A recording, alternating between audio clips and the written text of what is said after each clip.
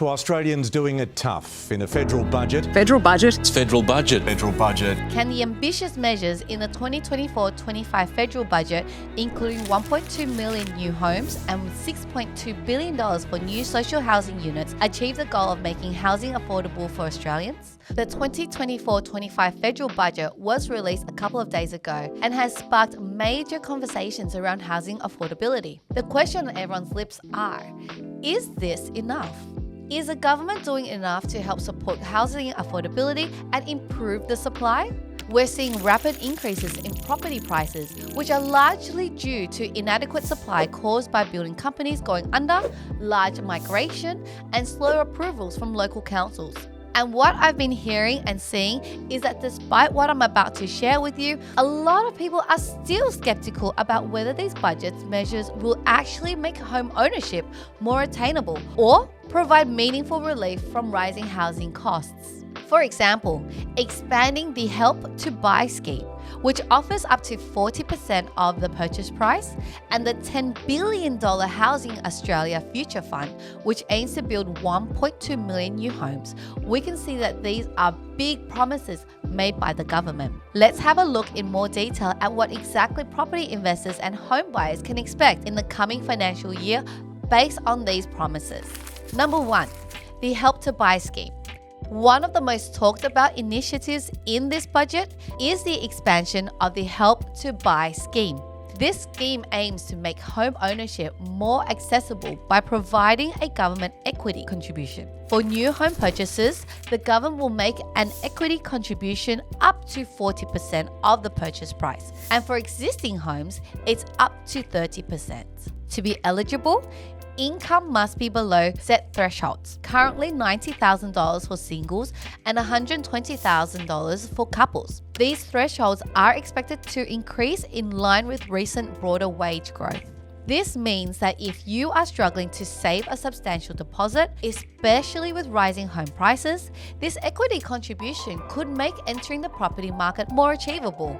You still need to save a minimum of 2% deposit on the home price and still be able to borrow the remainder of the purchase through a lender.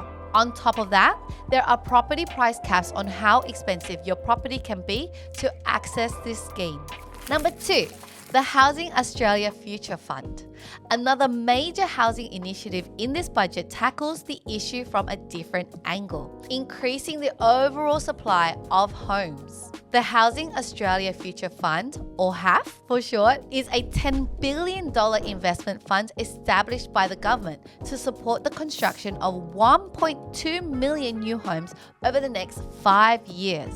In this financial year alone, the first $500 million from HAF will be disbursed. The fund aims to provide low-cost financing to community housing providers to deliver more social and affordable housing units across Australia. To facilitate this, the government has increased the liability cap for Housing Australia, formerly the National Housing Finance and Investment Corporation, to $10 billion. This will allow Housing Australia to significantly ramp up its financing of new housing projects by community providers. The goal is ambitious, building over 1 million homes in just 5 years. But the government sees HAF as a key part of the solution to the housing supply crunch that has contributed to skyrocketing prices in recent years. Besides measures aimed to help home buyers and increasing overall housing supply, the 2024-25 budget also directs quite a bit of investment towards addressing housing insecurity, homelessness, and providing crisis accommodation. The budget allocates $6.2 billion specifically for constructing new social housing units nationwide. This includes $1 billion to fund connecting essential utilities like water, power, and roads to these projects. So we've covered the big ticket initiatives aimed at helping buyers and boosting housing supply, as well as the investments in social and crisis accommodation. But what about relief for renters already struggling with house rising costs? This budget does have measures targeting that as well. Number 3, Commonwealth Rent Assistance Program. One key move is a substantial 10% increase to the Commonwealth Rent Assistance Program. This boost builds on the 15% rent assistance increase from last year's budget. With these two consecutive increases, the maximum rent assistance rate has now gone up by over 40% since May 2022. For the nearly 1 million households across Australia receiving this payment, it provides some much needed financial relief as rent continues to climb. The government hopes this significant rent assistance boost will help ease rental stress, especially for young people and low-income families grappling with the current rental market condition, but also to slow down any spillover of renters into the property purchase market and therefore reducing a bit of pressure on property prices. Now that we've unpacked the measures directly impacting buyers, renters, and those in need of social or crisis housing, there is one key component to this budget's affordability plan, an area that often gets overlooked but plays a vital role in affecting property prices: infrastructure spending. This budget allocates a massive $16.5 billion over the next decade for new and existing infrastructure projects across Australia. $4.6 billion of that is specifically for 69 new infrastructure projects in key growth areas. We're talking major roads and rail upgrades, like $1.9 billion for Western Sydney to support the upcoming airport and surrounding development. There are also hundreds of millions for projects in other states. $300 million for Metronet in WA, $177 million for the Warrego Highway in Queensland, and $100 million for cycling trails in the ACT and more. The idea is that this infrastructure spending will open up new land for housing construction by improving transportation links, utility access, and amenities. It's about laying the groundwork for entire new residential communities. So, while not a direct housing affordability measure, this infrastructure investment is still a crucial enabler for increasing housing supply on the right locations over the long term.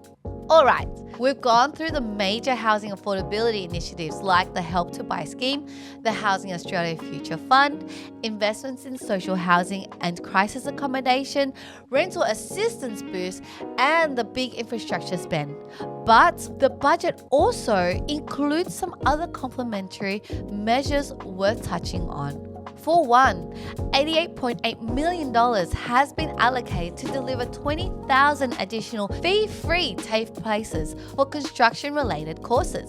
This is aimed at addressing the skilled labour shortages that has been a real bottleneck for the construction industry during the pandemic. There are also incentives to encourage more institutional investments in the build-to-rent sector. Things like halving the withholding tax rate to 15% for eligible projects and increasing the capital works deduction rate from 2.5% to 4% per year.